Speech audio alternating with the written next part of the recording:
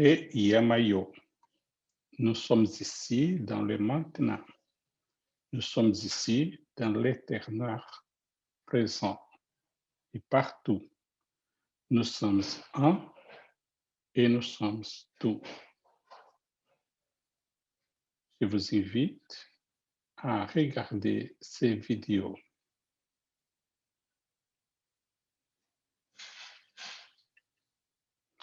Avec cet hymne Lakota, Reyamayo, nous sommes reconnaissants d'être dans le présent éternel, de vivre tous les cycles de la vie, naître, grandir, revenir sur la terre pour renaître. J'espère que les changements profonds qui se produisent aujourd'hui dans le monde entier, dans toutes les dimensions, favoriseront la création de possibilités de vie dans leur intégralité pour tous les êtres qui constituent notre écosystème. Je souhaite que tous les peuples, cultures, épistémologies, toutes les connaissances, toutes les formes de vie et de relations soient valorisées et parfaitement interconnectées. Mais pour que les scénarios futurs plus complets soient possibles, nous devons reconnaître et surmonter les frontières d'exclusion qui émergent de manière articulée sur nos continents. Et je suis situé sur le continent d'Yabiayala, qui, même colonisé sur le nom générique d'Amérique, renferme la diversité et le potentiel des formes infinies de vie et des cultures humaines et naturelles. Nos désirs sont confrontés à des impasses environnementales et politiques dans lesquelles l'humanité se trouve aujourd'hui. Chomsky dénonce la configuration imminente des trois défis fatals pour l'humanité. Le risque imminent d'effondrement écologique mondial dû à l'action pédratrice du système économique capitaliste globalisé.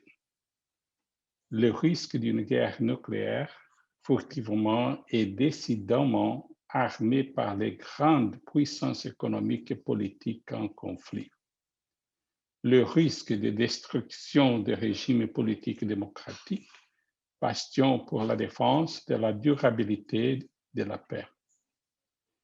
La chercheuse afro-colombienne Annie Okoro Luango mentionne 4 frontières d'exclusion qui prévalent aujourd'hui dans la société. La première frontière émerge de toutes et des luttes pour établir des relations d'égalité, de droits et d'opportunités entre les différents peuples et groupes sociaux. La deuxième classe de frontières fait référence aux relations de supériorité et infériorité établies entre l'humain et les non-humains, l'anthropocentrisme, le spécisme, le racisme et le machisme. La troisième type de frontière est celui des territoires et des cultures. L'éco-ethnocide est commis en détériorisant violemment les communautés autochtones. Le quatrième champ des frontières est celui de l'autoritarisme. L'action virulente des mouvements fondamentalistes ultra-conservateurs renforce des discours de haine et d'exclusion qui nient la possibilité du différent et font de la construction de la démocratie une lutte ardue, profonde et urgente. La réinvention de la démocratie devient urgente pour surmonter les frontières d'exclusion qui sapent la solidarité et l'harmonie entre tous les êtres de la nature. L'autoritarisme, la nécropolitique, le spécisme, le racisme, le patriarcalisme, les inégalités sociales. Aujourd'hui, nous vivons dans une situation d'impasse mondiale. C'est la fin d'un système colonial moderne qui suit de nombreuses autres fins de civilisation. dont beaucoup ont été anéantis par les conquêtes coloniales elles-mêmes, comme ce qui est arrivé à la majorité des peuples originaires d'Abya. Cependant, les descendants des peuples autochtones survivants résistent aujourd'hui et réexistent. Les luttes pour la résistance des peuples ancestraux nous offrent un autre point de vue décisif pour affronter la crise apocalyptique que nous traversons aujourd'hui. Le système colonial capitaliste mondial est en crise profonde. Dans la poursuite de l'accumulation des recherches et des pouvoirs sous le contrôle de quelques corporations, ces contradictions intensifient et rendent insoutenable la logique de domination, d'exploitation et de destruction de différentes formes de vie. Cette crise est portée par l'émergence des mouvements sociaux liés aux cultures ancestrales et leurs processus de résistance. C'est bien plus que de la résistance, c'est-à-dire la préservation et le maintien de leur identité, valeurs et modes de vie autonomes. Ce sont des processus de réexistence, de résurgence. Pour les peuples ancestraux, la vie de chaque personne se configure dans la relation avec tous les autres êtres de l'univers.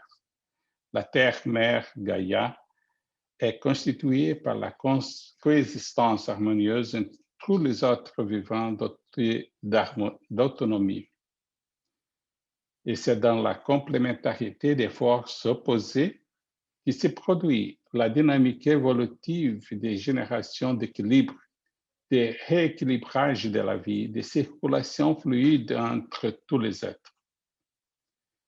L'évolution des processus vitaux est conduite de manière autonome, mais elle constitue la connexion structurelle avec tous les êtres vivants. Ces relations sont vraiment d'opposition, mais aussi de composition, de transposition, d'imposition, de superposition. Ce sont des relations complexes, des contradictions et des complémentarités entre tous les êtres. Complémentarité activée et nourrie par la réciprocité. Les différences entre les forces opposées sont combinées généralement et alimentent la réciprocité. La conception des bien-vivre explique ces principes. Dans la perspective insurrectionnelle des cultures ancestrales, toutes les frontières peuvent surmonter les caractères d'exclusion produits par le système monde colonial et se potentialisent comme des espaces d'énonciation et de création de vie dans leur intégralité. Les frontières d'exclusion ou d'inclusion assimilatrice peuvent être subverties en frontières de connexion, de réciprocité, d'interculturalité, d'intersectionnalité, dans lesquelles toutes les différences et oppositions constituent des relations de vie en plénitude, car elles se connectent à toutes les formes et les différentes de vie. Préserver, construire, nourrir les différences, c'est activer des relations de réciprocité complémentaires entre contraires. Notre société est politiquement organisée en État-nation est coloniale. Elle ne reconnaît qu'une seule langue, une seule identité ethnique, une religion monothéiste, une culture standard. De ce point de vue si restrict, elle ne peut pas interagir de manière créative avec d'autres connaissances, avec d'autres sujets sociaux collectifs. Pourtant, les peuples originaires et traditionnels, aperçus comme marginaux, primitifs, inférieurs, incapables, produisent des connaissances scientifiques selon des logiques différentes. plus complexe que les logiques des sciences occidentales modernes. Nous apprenons des peuples et cultures ancestraux à déconstruire la logique coloniale des sujections. Les cultures et les savoirs ancestraux sont épistémiquement complexes, denses, radicaux, critiques, créatifs et puissants, capables de répondre aux défis radicaux et mondiaux découlant de la civilisation coloniale moderne. Reconnaître la scientificité des savoirs populaires ancestraux est un saut qualitatif dans notre façon de produire des connaissances.